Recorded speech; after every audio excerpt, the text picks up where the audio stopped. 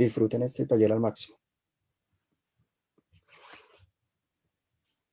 Adelante, Listo, doctor. muy bien, Diego. Muchísimas gracias, Diego. Bueno, voy a grabar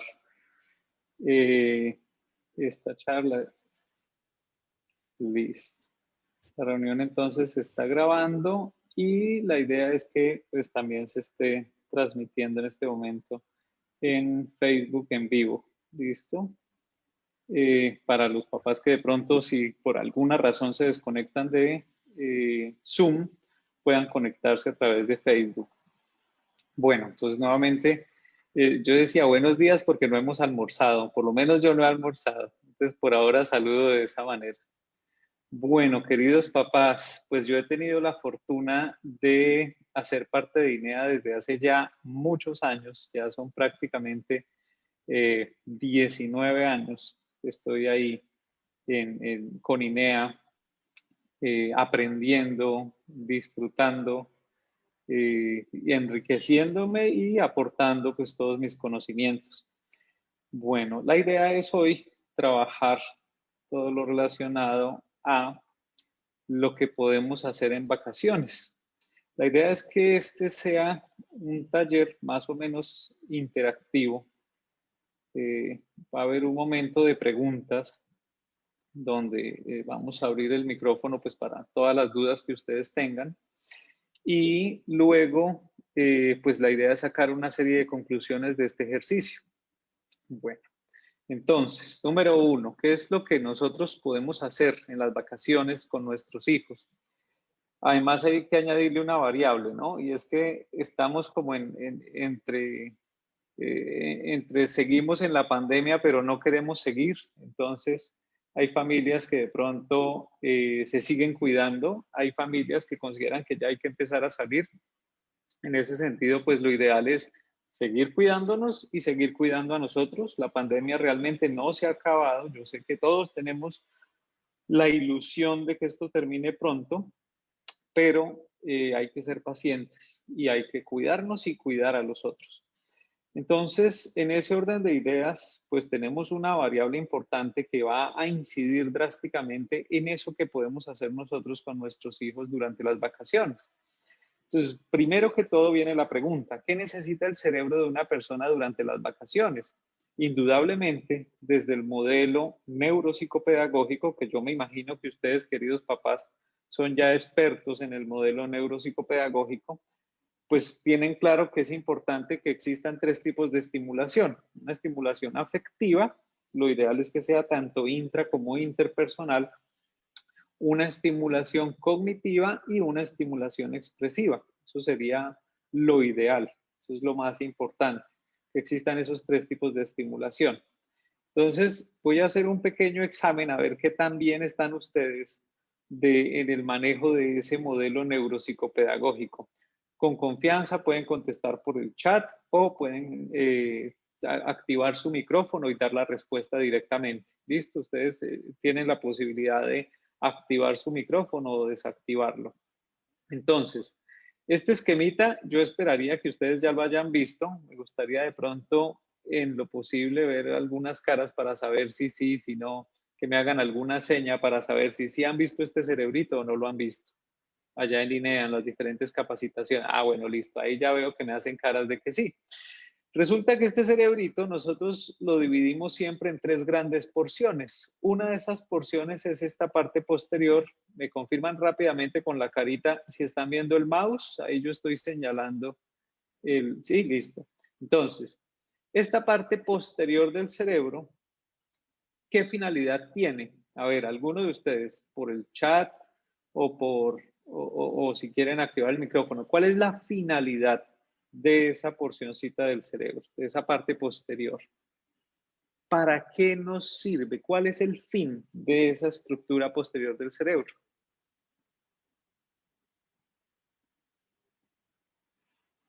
Doctor, creo que la coordinación motriz. Bueno, la coordinación motriz tiene que ver con otro sistema, con el segundo sistema. Ahí ya diste la respuesta de la segunda pregunta, pero bueno, ya lo veremos más adelante. Entonces, ¿cuál es el otro propósito de esta parte posterior? Les voy a dar pistas. Esta parte posterior del cerebro está conformada por 3 lóbulos: el lóbulo temporal, el lóbulo occipital y el lóbulo parietal. El lóbulo temporal es el que nos ayuda a analizar y procesar toda la información auditiva. El lóbulo occipital nos ayuda a procesar y analizar toda la información visual. Y el lóbulo parietal se encarga de procesar tanto la información táctil como la información espacial. Y la unión de estos 3 lóbulos, que es este cuadrito que se ve acá, es el área parieto-temporoccipital. Esa área parieto-temporoccipital viene a ser algo así como el disco duro de nuestro cerebro. Entonces, ¿para qué nos va a servir procesar la información auditiva, visual, espacial, táctil, guardar nuestros recuerdos, almacenar esos conocimientos? ¿Eso para qué nos va a servir en la vida?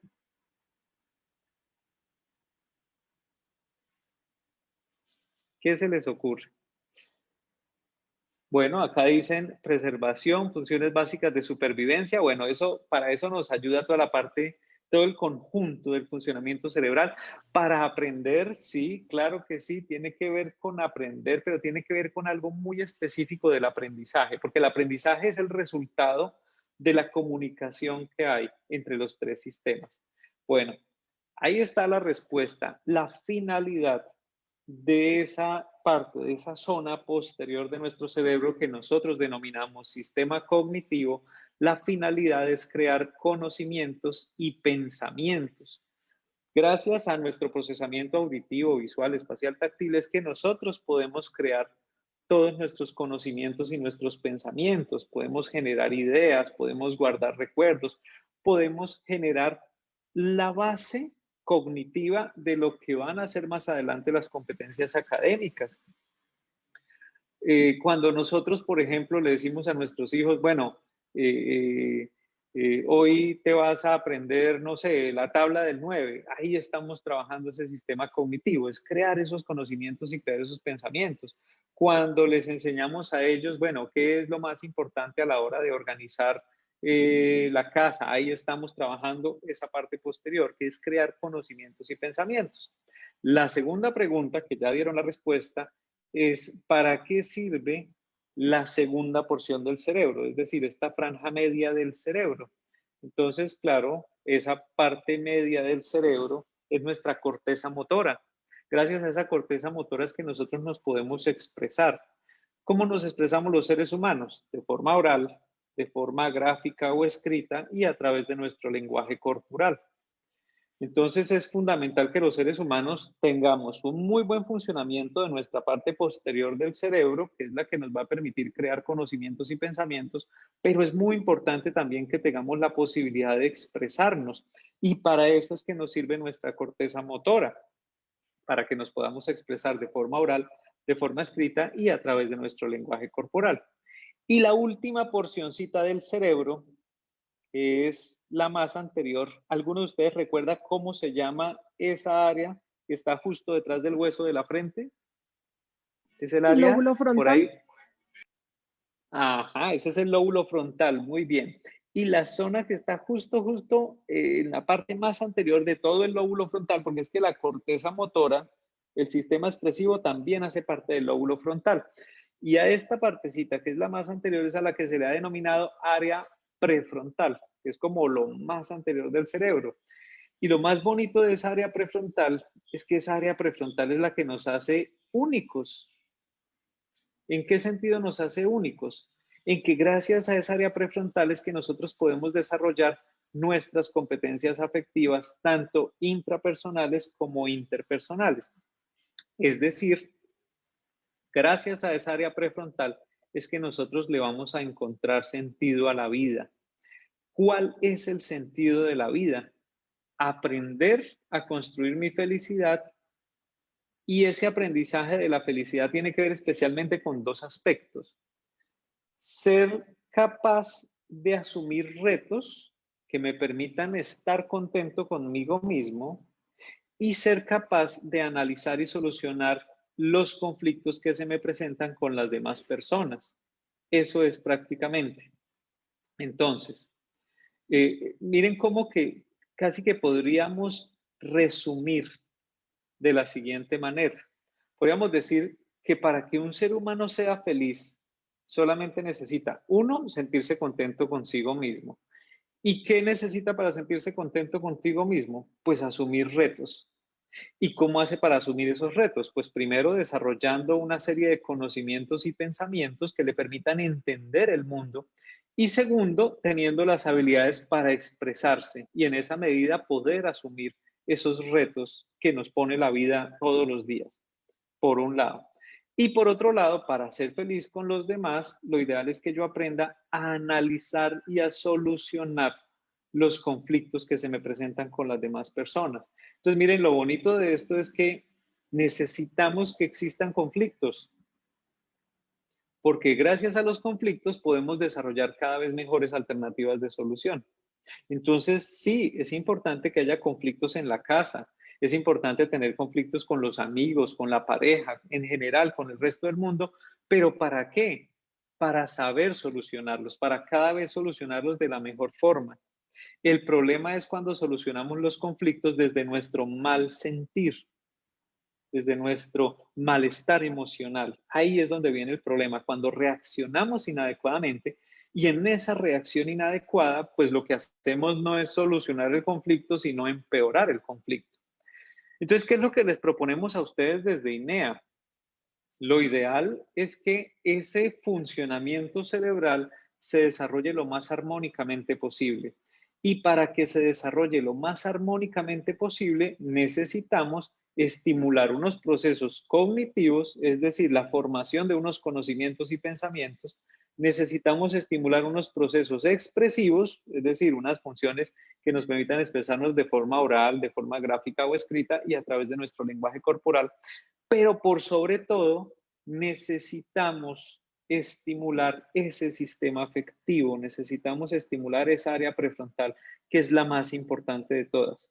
Porque yo puedo ser una persona brillante cognitivamente, yo puedo ser una persona que motrizmente soy muy ágil, o que soy muy bueno en la parte oral, en la parte gráfica, pero si yo no he aprendido a encontrarle sentido a la vida, si no he aprendido a construir mi felicidad o si no he aprendido a construir mi felicidad con los otros en la medida en que no sé solucionar los conflictos con los demás, pues indudablemente no voy a disfrutar la vida. Y casi que en la vida tenemos esas dos opciones. O elegimos disfrutar la vida o elegimos sufrir en la vida.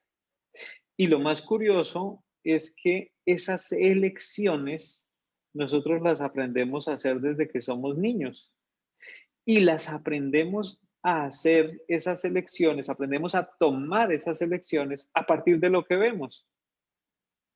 Si yo veo que mi mamá, si yo veo que mi papá toman decisiones en la vida que los llevan al sufrimiento, pues yo voy a tratar de imitarlos sin darme cuenta, ¿sí? Pero si por el contrario, yo veo que mi papá, que mi mamá toman decisiones en la vida que los llevan a disfrutar la vida, pues yo voy a empezar a tomar esas decisiones, ¿sí? Entonces, eso es importante que lo tengamos en cuenta, por lo menos que empecemos a ser conscientes de eso. Eso es fundamental. Entonces, bueno, vamos a tratar de desmenuzar. Ese era el marco teórico grande y ahora vamos a tratar de desmenuzarlo en actividades puntuales y concretas. Entonces, ¿qué podemos hacer los padres desde lo afectivo para poder estimular estos procesos? ¿Qué podemos hacer? Primero que todo, tarea fundamental en el tema de la solución de conflictos y en el tema de la relación con los demás, lo que tenemos que hacer es simplemente enseñarles a nuestros hijos cómo es que se solucionan los conflictos con las demás personas. Y el primer paso para solucionar los conflictos es el reconocimiento emocional. Yo creo que algunos de ustedes, papás, ya en alguna de las capacitaciones de INEA, habrá escuchado este término o habrá manejado este tipo de situación. ¿Qué es ese reconocimiento emocional para los que de pronto no saben o no tienen muy claro qué significa? El reconocimiento emocional es la capacidad que tenemos los seres humanos para reconocer nuestras emociones. Ojo con esto. miren cómo los papás, voy a hablar específicamente de los papás, en la crianza, en los patrones de crianza que llevamos a cabo, nos fijamos mucho en el comportamiento. Nos fijamos en si nuestros hijos se comportan bien o si nuestros hijos se comportan mal. Y resulta que ese comportamiento, en últimas, es la manifestación de lo que ellos están sintiendo. A veces nos enfocamos en modificar el comportamiento. Sí, a veces me llegan papás a consulta y me dicen, ¿qué hago, doctor, para que mi hijo se porte bien? Es que mi hijo se porta mal, es que mi hijo dice mentiras, es que mi hijo... Y empieza toda la cantidad de caracterizaciones comportamentales que a los papás no nos gustan. Y resulta que pretender modificar el comportamiento, lo único que va a hacer es enseñarle a nuestros hijos a que se engañen y a que engañen a los otros. Si un niño es desobediente y utilizamos una serie de estrategias para que ahora se vuelva obediente, listo, puede ser que se vuelva obediente, pero por otro lado va a empezar a manifestar su malestar emocional. ¿Por qué? Porque resulta que nuestro comportamiento depende de nuestro sentir, es decir, nuestro comportamiento depende de nuestras emociones. Yo les mostré en la diapositiva anterior toda nuestra corteza cerebral, que es lo más bonito, que es todo lo de afuera del cerebro, pero resulta que dentro del cerebro hay una serie de estructuras que se llaman estructuras subcorticales y que se ha denominado el sistema límbico, y ese sistema límbico es el que va a generar nuestras emociones. Por lo tanto, el problema cuando un niño manifiesta un comportamiento que no nos agrada, el problema no tiene que ver con el comportamiento, tiene que ver es con el sentir. ¿Qué les propongo, queridos papás? Les voy a proponer algo que no es nada fácil, pero si ustedes lo convierten en un hábito, les aseguro que su vida va a cambiar drásticamente y la de sus hijos también. La propuesta es la siguiente. Eviten al máximo estar fijándose en los comportamientos y más bien traten de entender cuál es la emoción que sienten sus hijos ante determinada situación que va a generarles ese comportamiento. ¿Sí? Vamos a ver. Quiz, un pequeño quiz para ustedes si están prestando atención. Digamos que les voy a poner un ejemplo acá en mi consultorio. ¿Sí? En mi consultorio tengo muchos juguetes para trabajar con los niños. Ahorita analizamos con adolescentes, con niños más grandes y con adolescentes. Entonces yo tengo acá muchos juguetes. Entonces yo a los niños siempre les digo, bueno, ya faltan 5 minutos para que se acabe la sesión, hora de recoger los juguetes. Y un niño me dice, no, así, con brazos cruzados, no, no quiero, no quiero. ¿Qué piensan ustedes de ese comportamiento? ¿Está siendo desobediente? ¿Está siendo rebelde? ¿Está siendo voluntarioso?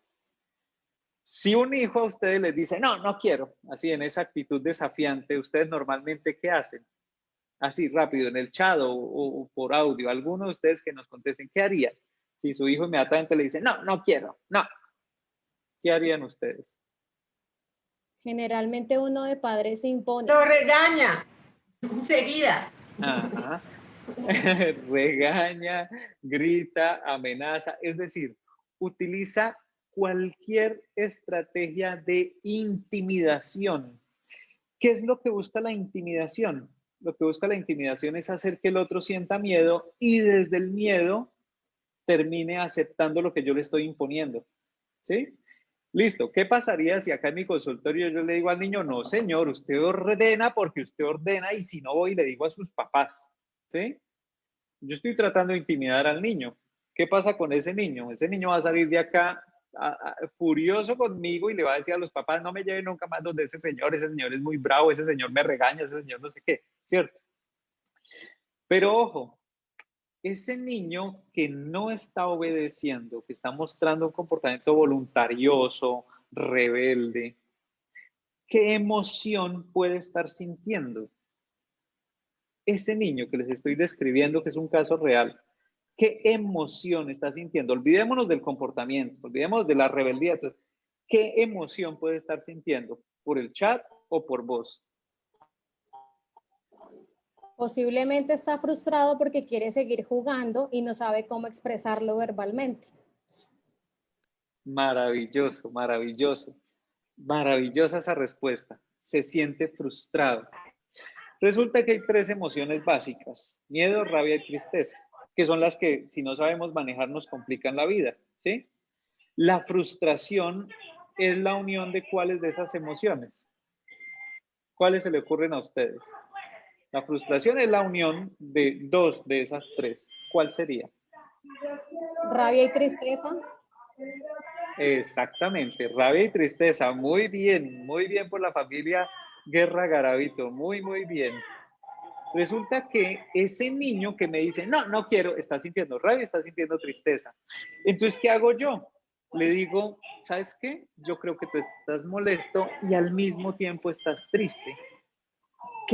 Ojo con esto, yo no le pregunto por qué estás molesto. Si yo le pregunto por qué, el niño lo que va a hacer es justificarse. Siempre que preguntamos por qué, estamos diciéndole justifíqueme y yo le apruebo o le desapruebo. Por eso es tan importante evitar preguntar por qué. Más bien le pregunto qué. ¿Qué te tiene molesto? ¿Qué te molestó? Y al mismo tiempo, ¿qué te puso triste? ¿Qué hace ese niño? Me dice, nada, yo no estoy bravo, nada. Así, en esa misma actitud. Yo me quedo callado unos cuantos segundos. Y el niño, después de esos segundos, me dice, ¿con quién te toca ahorita? ¿Sí? O sea, ¿con qué otro paciente tengo consulta? Y en ese instante es donde le digo, te estás molesto porque voy a atender a otro niño y tú ya te tienes que ir. Y en ese instante el niño sonríe y empieza a recoger los juguetes. ¿Por qué pasa eso? Primero que todo, el niño se siente comprendido. Sintió que comprendí su sentir. Segundo, le mostré lo que él estaba haciendo y le genera conflicto, que tiene rabia y que tiene tristeza porque no se quiere ir, porque la está pasando rico, porque estamos jugando y entonces no se quiere ir, quiere estar más rato, quiere estar más tiempo acá. Y además le molesta que venga otro niño y juegue conmigo, ¿sí? Porque él quiere ser el único que juega conmigo porque está en su etapa egocéntrica. Entonces, ¿qué sucede ahí? Que el niño, al sentirse comprendido, al entenderse él también en su sentir, porque el niño no tenía claro en lo que estaba sintiendo, él solamente estaba reaccionando, al tomar conciencia de su sentir, el niño modifica su comportamiento. Termina aceptando la frustración, termina aceptando que tiene que irse, pues que igual hay que recoger los juguetes y ya. Y se va y termina diciendo, bueno, chao, nos vemos la próxima. Y lo acepta. Ese es un ejemplo claro del reconocimiento emocional. Ahora, analicen ustedes en casa qué tanto ustedes utilizan esa estrategia o qué tanto ustedes se van a la intimidación, al regaño, a la amenaza o peor aún, a ceder. ¿Sí? ¿Qué pasa si a ese niño yo le digo, bueno, está bien, yo recojo los juguetes hoy y la próxima tú los recoges? ¿Qué va a aprender el niño? Pues a no colaborar, a ser egocéntrico, pero además de eso no va a aprender a solucionar sus conflictos emocionales porque lo que yo hice fue darle un pañito de agua tibia. No armes escándalo, mira, yo termino haciendo lo que tú quieras, pero tú te vas a portar bien. Ese es el problema cuando nos enfocamos en que se porten bien, ¿sí? Ahora, eso aplica para niños, digamos, de edad preescolar y también de primera y de segunda infancia. Ahora, ¿qué pasa con un adolescente? Entonces al adolescente le decimos, hoy casualmente estaba hablando con un adolescente y decía, es que me da rabia que yo esté viendo tele y que mis papás me llamen, ¿sí? Que me pidan algún favor.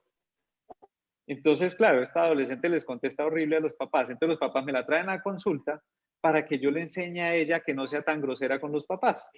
Entonces, lo primero que yo le digo a esta adolescente es, mi trabajo no es hacer que tú cambies tu comportamiento, mi trabajo no es hacer que tú seas más obediente, más juicioso, ese no es mi trabajo.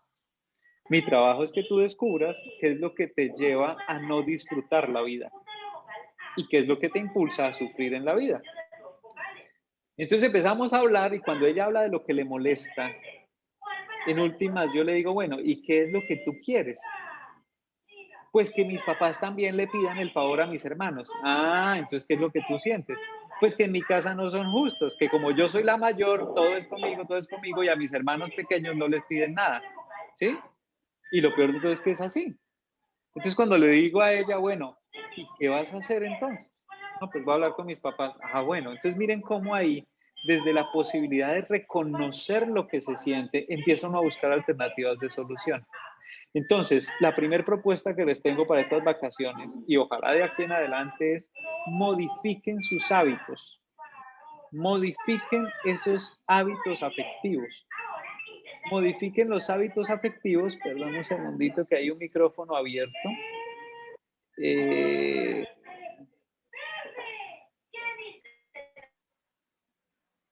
Listo, ya.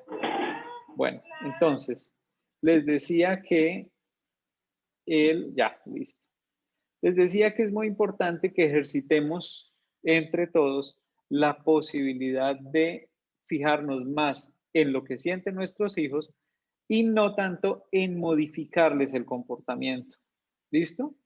Segundo, algo que ayuda muchísimo a construir la felicidad es ejercer adecuadamente la autoridad enfocado a promover la independencia y la autonomía.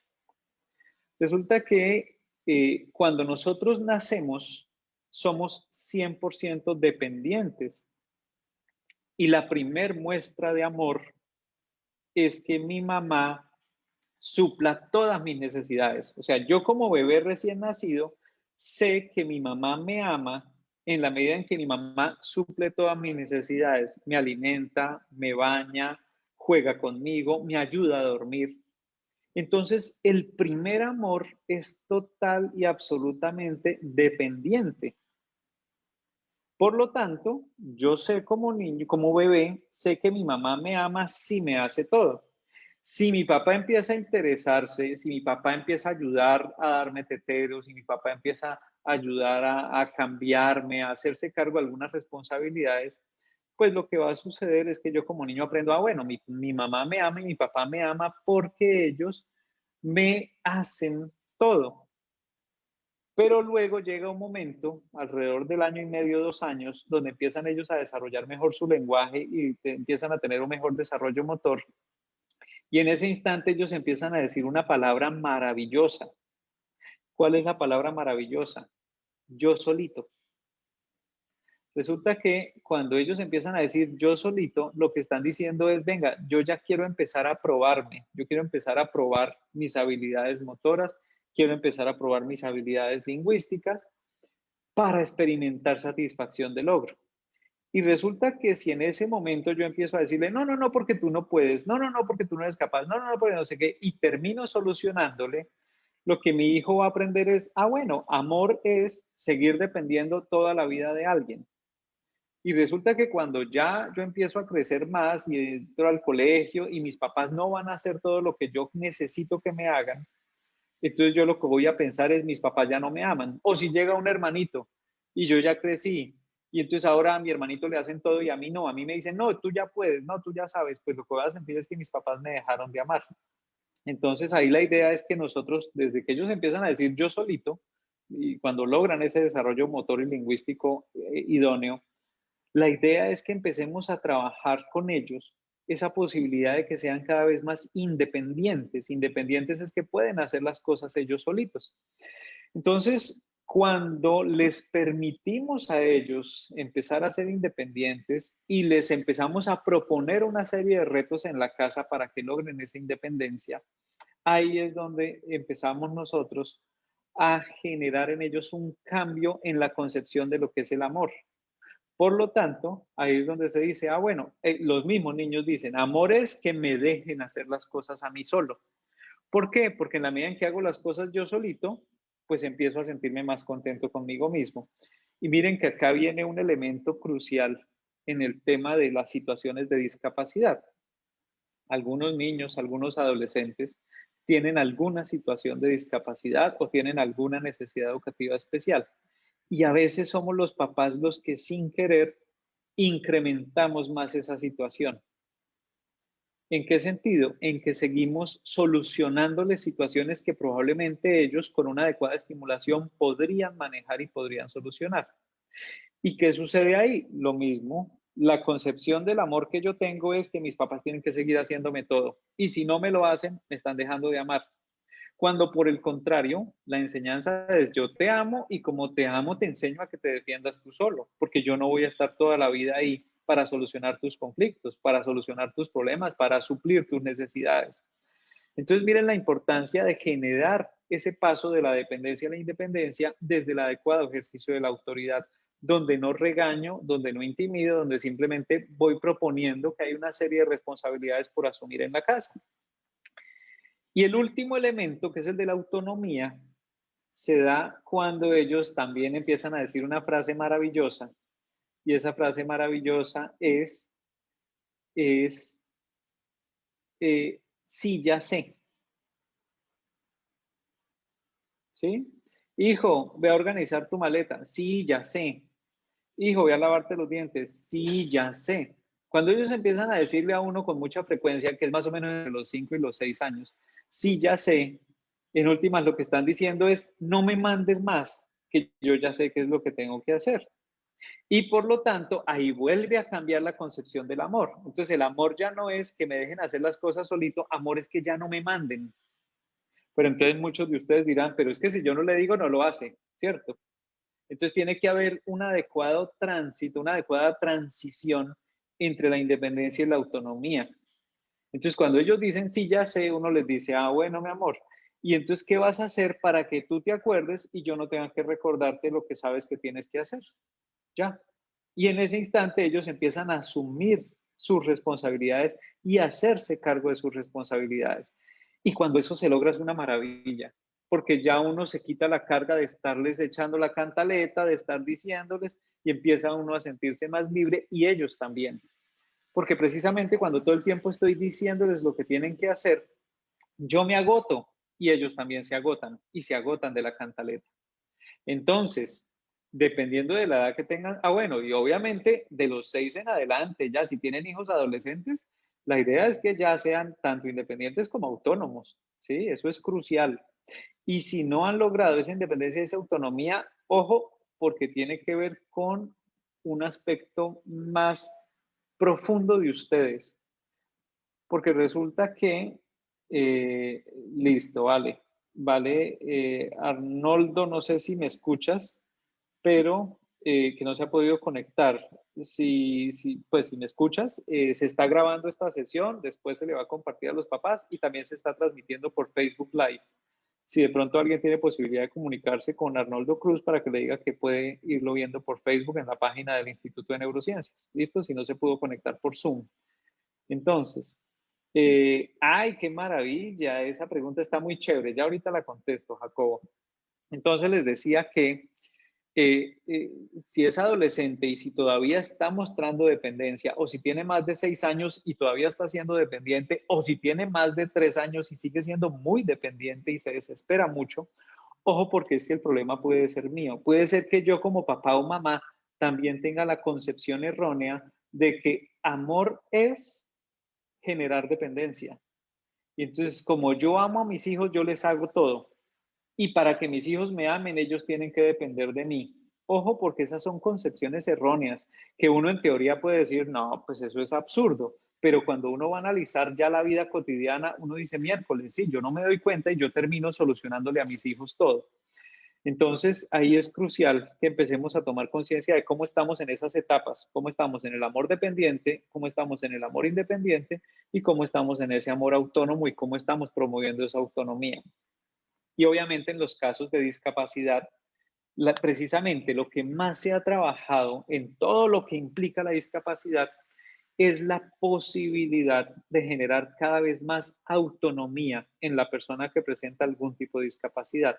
Incluso el momento histórico en el que estamos, gracias a los avances tecnológicos, permite unos altos niveles de autonomía para las personas que presentan algún tipo de discapacidad, ya sea visual, auditiva, motriz. Hay diferentes herramientas técnicas y tecnológicas que nos permiten desarrollar esa autonomía. Entonces, ahí la idea es que nos sentemos y pensemos bien, venga, ¿cómo estoy? En el caso donde está papá y mamá, ¿cómo estamos nosotros trabajando tanto la independencia como la autonomía? ¿Sí?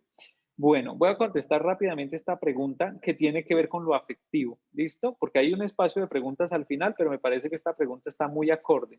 Dice, ¿cómo se debe corregir a un niño que todavía no se sabe expresar oralmente para conocer el motivo de su disgusto? Entonces, número 1, ¿Es necesario corregir o es mejor educar? Una cosa es corregir y otra cosa es educar o enseñar, ¿sí? Nosotros tenemos una concepción bastante arcaica de la crianza, y es que en la crianza uno tiene que corregir a los hijos, pero miren lo simpático de esa creencia. Cuando yo creo que a los hijos hay que corregirlos permanentemente, yo estoy pensando es que mis hijos son malos, o sea, el árbol nació torcido, entonces ¿qué tengo que hacer? Corregirlo. Y resulta que no, nuestros hijos no nacen malos, no son malos, no están torcidos, no es necesario corregirlos. Lo que hay que hacer es enseñarles, ¿sí?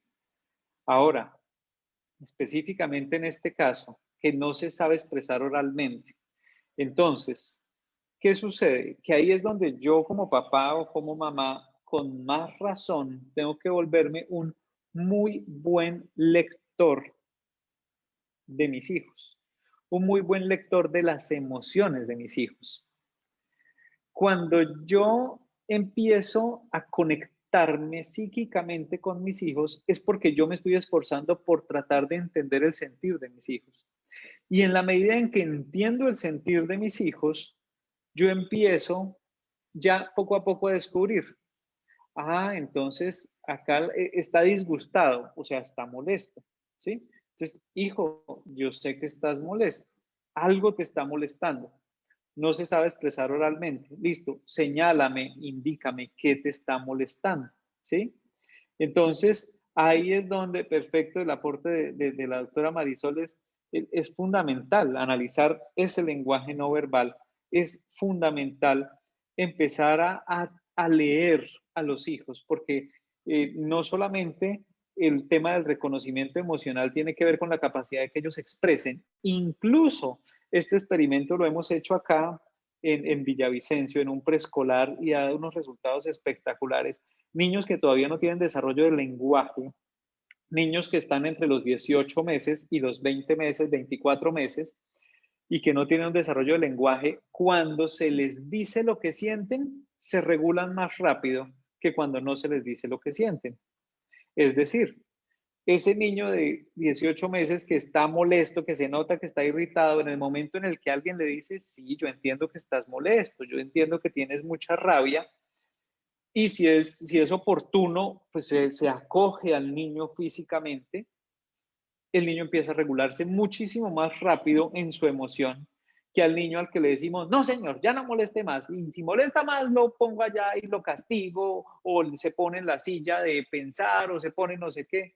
Ese tipo de estrategias realmente son poco efectivas. Entonces ahí la clave es en saber nombrarle la emoción y buscar alternativas de comunicación. ¿Listo? Y la otra tareita, entonces miren que van 3 tareas. 1, ejercitar el reconocimiento emocional. 2, trabajar desde la autoridad, la promoción de la independencia y de la autonomía. Y 3, fortalecer la autoadministración. Recuerden que yo les decía que parte de la felicidad intrapersonal, o sea, parte de mi felicidad conmigo mismo, tiene que ver con la capacidad que yo tenga de asumir retos y de superar esos retos en la vida. Entonces, ¿qué sucede? Que para yo poder asumir retos y superar esos retos es fundamental que yo aprenda 3 cositas: a motivarme, a organizarme y a ejecutar. Yo creo que varios de ustedes también en las capacitaciones que han recibido en INEA han escuchado hablar de la autoadministración y de la importancia de enseñarles a ellos a que se motiven. Ojo, no es motivarlos, es enseñarles a que se motiven, enseñarles a que se organicen y enseñarles a que ejecuten. ¿Cuál es la mejor forma de enseñar eso? Asumiendo responsabilidades de la casa. Bueno, hoy van a ayudar a hacer el desayuno. Entonces, vamos a trabajar el desayuno. La mayoría de niños pequeños les interesa, ya los adolescentes andan en otro plan. Entonces, cuando uno les dice, vas a ayudar, a ellos de entrada les parece como interesante. Y luego uno empieza a trabajarles toda la anticipación. Bueno, pero ¿qué es lo primero que necesitamos? Y obviamente es importante que uno como papá o mamá se vuelva bastante metódico en saber planear, eso hace parte de la organización, planear, manejar la secuencia y luego ahora sí vamos a ejecutar. Y resulta que cuando uno aprende desde niño a motivarse, a organizarse y a ejecutar, el resultado final va a ser satisfacción de logro. Y miren que exactamente lo mismo pasa en el colegio. En el colegio, ¿qué aprenden ellos? Que uno primero se motiva, luego se organiza y finalmente ejecuta. Y cuando se ejecuta es donde uno está pendiente de si las cosas le salieron bien o no. Entonces, la idea es aprovechar cualquier responsabilidad del hogar, barrer, trapear, ayudar a cocinar, ayudar a tender las camas, ayudar a organizar los espacios comunes de la casa y siempre tener en cuenta esas tres cositas: motivarse, organizarse, ejecutar. Eso es fundamental. Entonces, si nosotros logramos poner eso en práctica, casi que el desarrollo de esa área prefrontal de nuestros hijos va a empezar a cambiar en su funcionamiento y va a ser un cambio bastante satisfactorio. Bueno, faltan dos elementos nada más. Ya vimos lo afectivo, ahora miremos lo cognitivo. ¿Cómo estimulamos lo cognitivo? Pues necesitamos, primero que todo, aprovechar estas vacaciones para jugar juegos de mesa. Lo mejor que hay para fortalecer esos procesos cognitivos, aparte del estudio, es jugar juegos de mesa. Dominó, parqués, ajedrez, cartas, Uno, Rummikub, todos los juegos de mesa que se le ocurran, Monopolio, Tío Rico, todos los juegos de mesa que se les ocurran, si se juegan en familia, van a ser la mejor estimulación. ¿Por qué los niños y los adolescentes se apegan tanto a los videojuegos? Y más a los videojuegos de ahora, que son videojuegos online. ¿Por qué? Porque están interactuando con otros. Entonces hay papás que se quejan. No, es que mantiene pegado a Fortnite, es que mantiene pegado a Free Fire, es que mantiene pegado a Among Us y dura todo el día pegado a ese aparato. Entonces yo le digo a los papás: ¿y ustedes en la casa qué juegos de mesa juegan? Porque ese niño o ese adolescente lo que está diciendo es: venga, yo quiero compartir con otros. Y si ustedes, papá y mamá, no están disponibles, pues me voy a ver quiénes en línea están disponibles para compartir conmigo. Entonces, en la medida en que uno empieza a promover esos juegos de mesa, no solamente está estimulando los procesos cognitivos, sino que también está estimulando los procesos afectivos, la capacidad de interactuar con los otros. Además que en el juego de mesa se enseñan unas lecciones maravillosas para la vida. Y es que el que hace trampa en última siempre pierde. ¿Sí? Así de sencillo. Entonces uno aprende a ser honesto en los juegos de mesa. En los juegos de mesa uno aprende a perder. En los juegos de mesa uno aprende a manejar la frustración. Entonces es fundamental tener en la cotidianidad ese momento de los juegos de mesa. Y ojalá que ese momento de los juegos de mesa se vuelva algo cotidiano. Es decir, si es todos los sábados por la noche, pues que sea todos los sábados por la noche. Ya sabemos entonces en familia que los sábados en la noche nos encargamos de jugar juegos de mesa. Y ahorita en vacaciones, si tenemos un poquito más de tiempo libre, pues maravilloso, ¿sí? Algunos papás que aprovechan las vacaciones para irse a una finca, para irse como de retiro, ¿qué es lo primero que empacan? Juegos de mesa. ¿Y qué es lo que sucede por allá? Pues que el juego de mesa genera una dinámica diferente. Y al generar una dinámica diferente, pues obviamente van a haber conflictos, pero la clave está en cómo se solucionan esos conflictos. Recuerden que los conflictos son necesarios y la clave está en cómo se solucionan. Segundo, crucial estimular la lectura, pero a partir del ejemplo. Sí, si yo le digo a mis hijos: bueno, vaya y lea 1 hora, y todos los días tiene que leer 1 hora en vacaciones, pero yo no me siento a leer, pues ellos van a decir: pero ¿por qué yo y usted no? Pero cuando ellos ven que vamos a tener, no sé, 1 hora de lectura o media hora de lectura diaria, y ellos ven que yo también lo hago como papá y mamá, pues ellos empiezan a hacerlo. Al principio se van a quejar, al principio van a protestar, pero va a llegar un momento en el que ya ellos terminen diciendo: sí, está como chévere esto de leer, pero la clave está es en el ejemplo. Y por último, permitir diálogos que impliquen cuestionamientos o debates. Es fundamental que hayan debates en la casa, es fundamental que hayan argumentaciones, que uno les pregunte: bueno, ¿y tú por qué crees que, en el ejemplo que decía esta adolescente, ¿por qué crees que tenemos que decirle a tus hermanas si tú eres la más grande? Y pues esta adolescente en ese momento va a tener que buscar argumentos para decir: oiga, sí, espéreme, ¿cómo los convenzo? No, pues que mis hermanas están creciendo, es que ellas también necesitan asumir responsabilidades. Y en esa producción de argumentos, pues lo que se está haciendo es fortaleciendo los procesos de pensamiento. Y eso hace parte de ese sistema cognitivo. Entonces, miren que estamos dejando de a 3 tareitas, porque el que mucho abarca, poco aprieta, ¿sí? Obviamente hay un montononón de cosas más por hacer, pero el que mucho abarca, poco aprieta. Vamos por partecitas. Lo importante es que siempre tengamos presente lo afectivo, lo cognitivo y vámonos con lo expresivo. En lo expresivo, ¿qué es crucial? Pues indudablemente promover el diálogo en familia, que haya momentos donde hablemos, que haya momentos donde digamos, venga, apaguemos el tele y sentémonos a hablar acá un rato.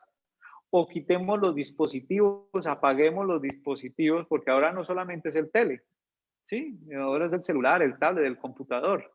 Y cada uno puede estar en un dispositivo diferente. Y estamos en la misma casa, pero al mismo tiempo cada uno está en un mundo diferente. Entonces, crear espacios de diálogo en familia son fundamentales.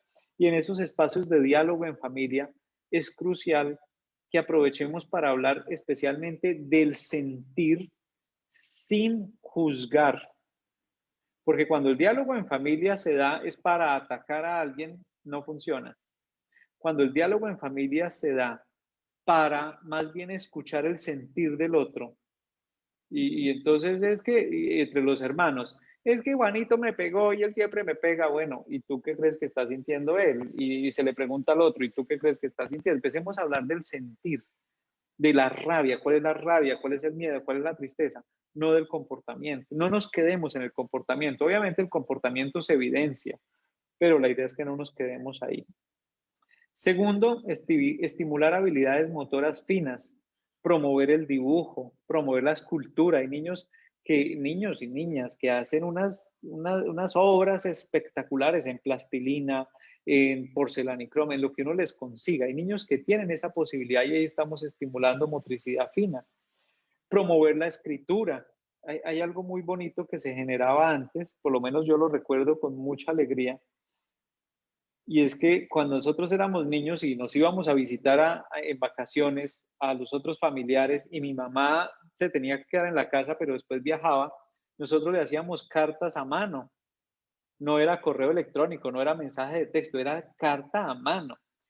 Recuperar ese hábito es algo bonito, el hacer cartas a mano. Así no se manden por correo, así después tengamos la posibilidad de entregarla frente a frente, pero el hecho de escribir, incluso el uso del diario personal, que una época en la que se utilizaba muchísimo, donde uno todas las noches escribía en su diario, esos eran los mejores procesos reflexivos.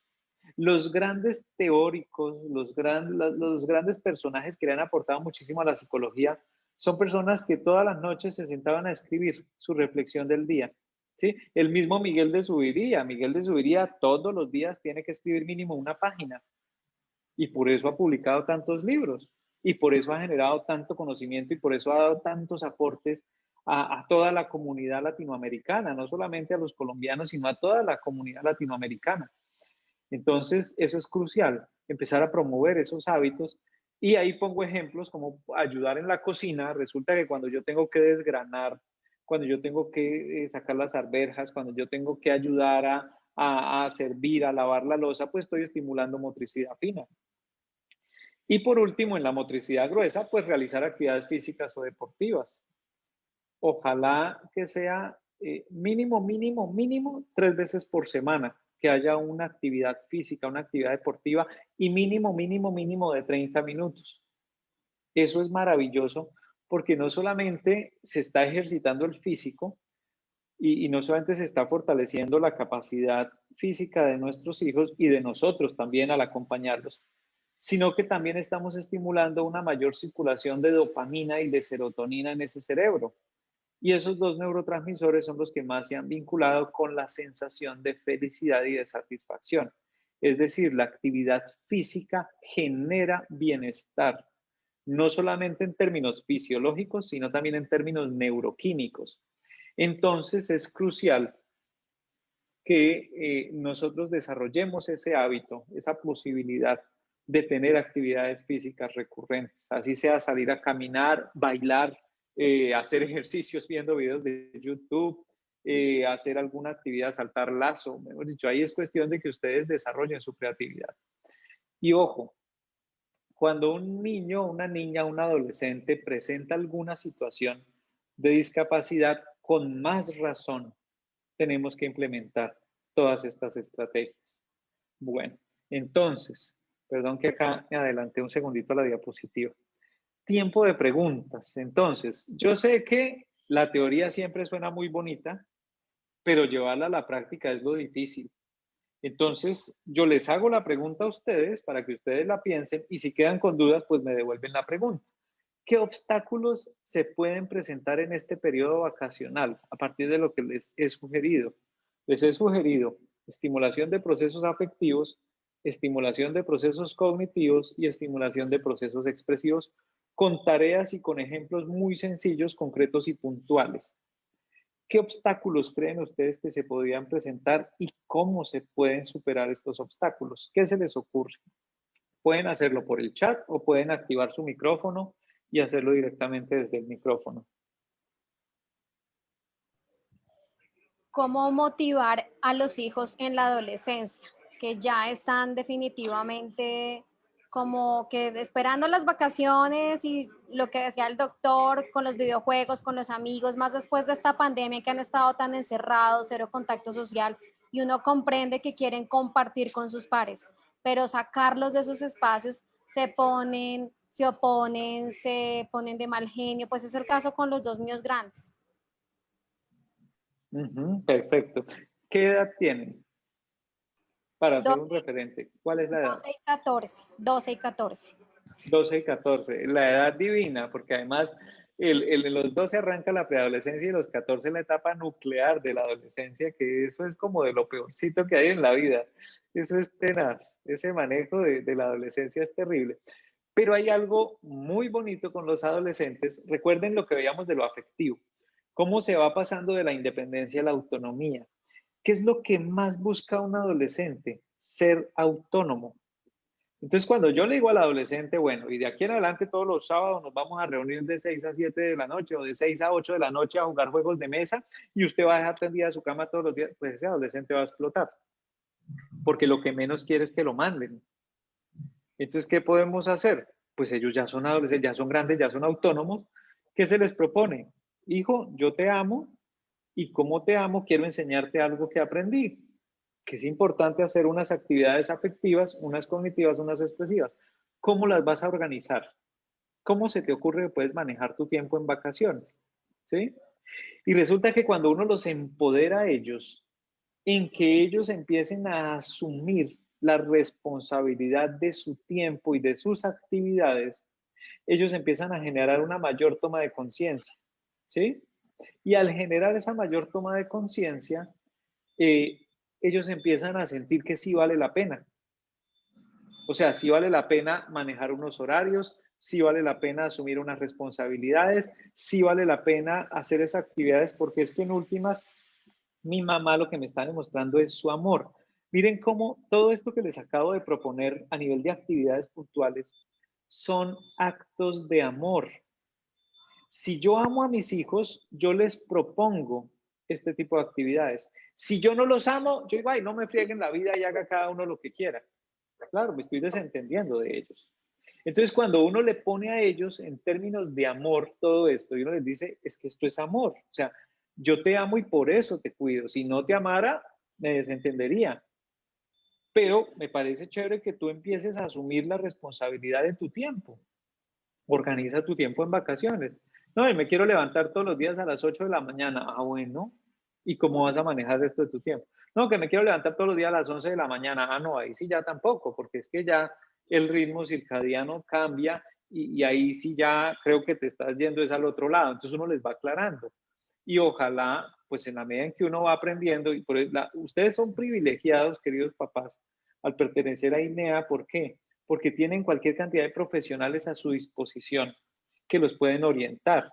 Entonces, el ejemplo del uso circadiano, el ejemplo de los ciclos de sueño, eso es algo que ustedes pueden decir.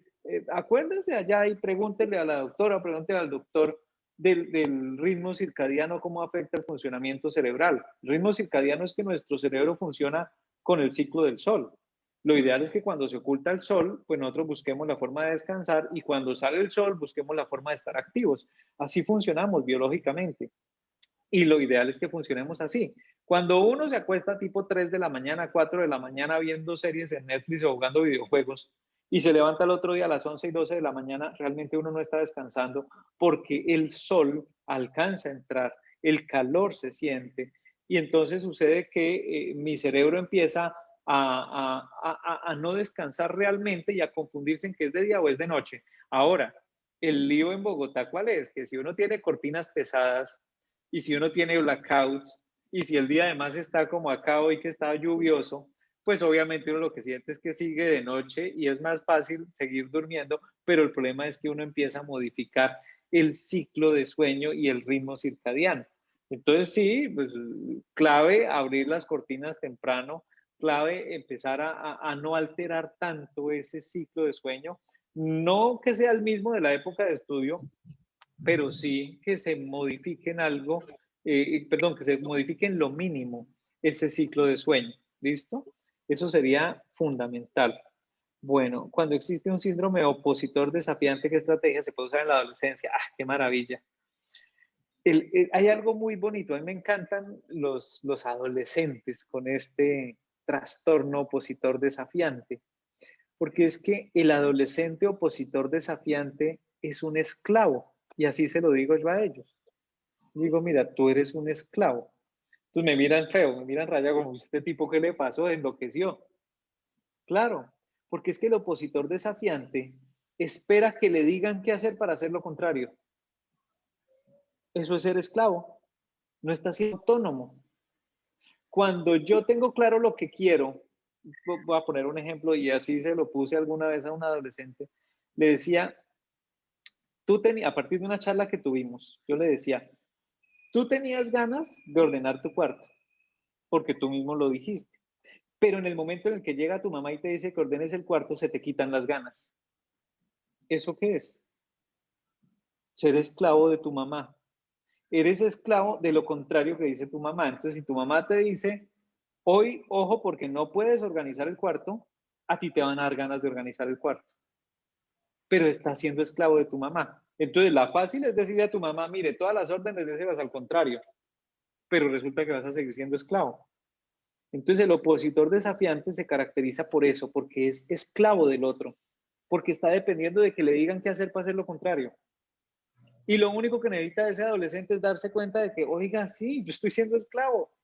Pero además de eso, en un tema ya más profundo y emocional, el joven, el adolescente con este trastorno, él tiene una teoría negativa del mundo, porque en algún momento le hablaron muy negativo a él de él mismo, entonces tiene una teoría negativa del mundo, y en esa teoría negativa del mundo, lo que él quiere es corroborar esa teoría negativa, es decir, lo que él quiere corroborar es, todo el mundo es malo, a mí nadie me entiende.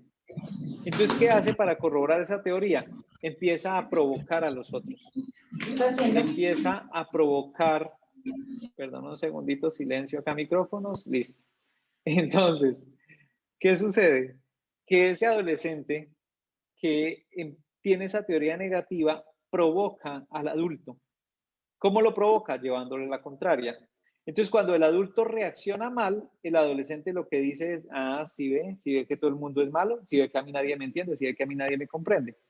Cuando el adulto reacciona desde la reflexión, desde la tranquilidad, que no es fácil, ojo con esto porque no es nada fácil, pero cuando el adulto logra reaccionar desde su tranquilidad, el problema empieza a mejorar, empieza a solucionar. Y el adolescente empieza a darse cuenta de que, venga, no todo el mundo es malo. Entonces mire que si hay gente que me comprende, que es en últimas lo que ellos logran en la terapia. El adolescente que establece el vínculo con el terapeuta y se da cuenta que el terapeuta no lo ataca, pero sí lo pone a pensar. Ahí es donde el adolescente termina diciendo, oiga, sí, no todo el mundo es malo. Entonces no es necesario llevar la contraria todo el tiempo. ¿Sí? Entonces, incluso a muchos de mis pacientes, yo le digo a los papás, venga porque necesito trabajar con ustedes. Porque una cosa es la teoría y otra cosa es lo que se siente. Si yo como papá o mamá ahorita estoy escuchando esto, lo estoy entendiendo y estoy diciendo, sí, listo, chévere, entiendo, pero a la hora de llevarlo a la práctica me cuesta trabajo, ojo porque el problema es mío. ¿Sí? O sea, mi hijo puede tener una dificultad, pero si yo entiendo la teoría y no logro llevarla a la práctica, tengo un problema yo también como papá o mamá. Tengo un problema en el manejo de mis emociones. Tengo un problema en algo que me marcó la vida, ya sea en mi primera infancia, en mi segunda infancia, en mi adolescencia o en mi adultez. Algo me marcó emocionalmente y esa marca emocional es la que no me deja actuar como yo quisiera actuar. Y termino actuando de una forma impulsiva, de una forma reactiva, de una forma agresiva. ¿Sí? Entonces, ojo, porque muchas veces esas dificultades de nuestros hijos terminan siendo el reflejo de nuestras propias dificultades, sobre todo en el ámbito emocional. ¿Listo? Bueno, por respeto del tiempo, de este tema yo podría quedarme toda la tarde hablando con ustedes y solucionando preguntas y me encantaría hacerlo. Si acaso alguna pregunta se queda entre el tintero, pues nos pueden escribir al instituto y con muchísimo gusto les respondemos. Pero me gustaría concluir con estas 3 preguntas que siempre hago. Quisiera que alguno de ustedes, queridos papás, escribiera, ahí sí es mejor escrito, en el chat. Escriba qué sintió en esta horita de trabajo. ¿Qué sintió? Miedo, rabia, tristeza, alegría, felicidad. ¿Qué sintió? Una sola palabra que describa su sentir. Con mucho gusto.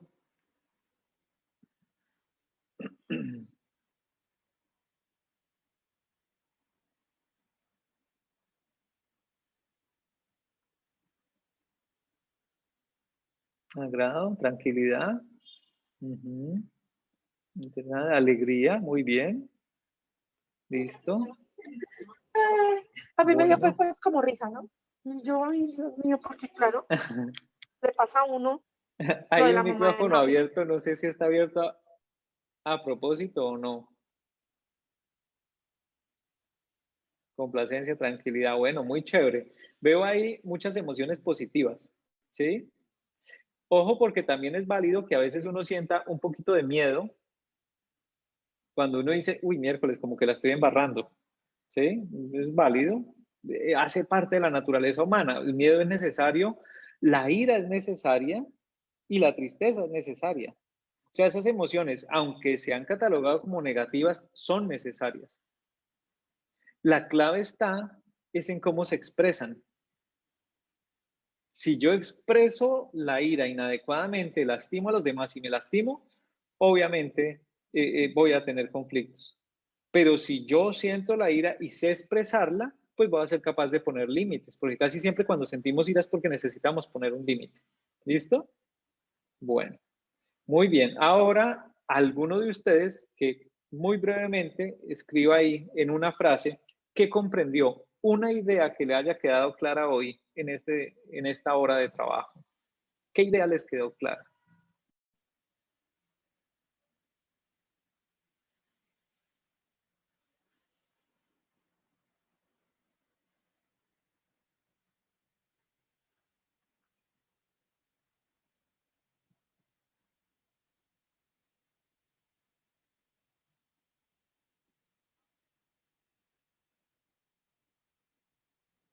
Manejo de comportamientos. Ah, bueno, y en ese sentido, ¿qué quedó claro? ¿Que hay que manejar el comportamiento o que hay que comprender la emoción?